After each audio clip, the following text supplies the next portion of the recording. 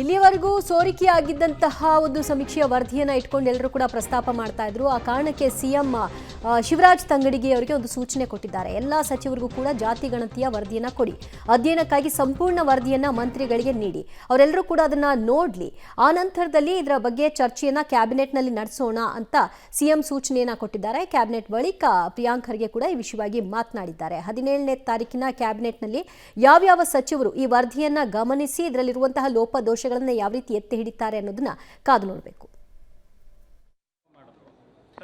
40% ಅಲ್ಲ ಇವ್ರೆ ಇವತ್ತು ಬಂದಿದೆ. ಇವತ್ತು ನೋಡಿ ಜಸ್ಟಿಸ್ ನಾಗಮೋಹನ್ ದಾಸ್ ಅವ್ರ ವರದಿ ಇವತ್ತು ಬಂದಿದೆ. ನಾನು ಮೇಲ್ನೋಟಕ್ಕೆ ನೋಡಿದ್ರೆ 100% ಆಗಿದೆ. ನಿಯಮಗಳನ್ನು ಗಾಳಿಗೆ ತೂರ್ಬಿಟ್ಟು ಕಾಂಟ್ರಾಕ್ಟ್ಗಳು ಕೊಟ್ಟಿದ್ದಾರೆ ಅಂದ್ಬಿಟ್ಟು ಅದರಲ್ಲೇ ಹೇಳಿರೋದು. ಅದು 40% ಅಲ್ಲ 100% ಸರ್ಕಾರ ಇತ್ತು ಅಂದ್ಬಿಟ್ಟು ಅದರಲ್ಲಿ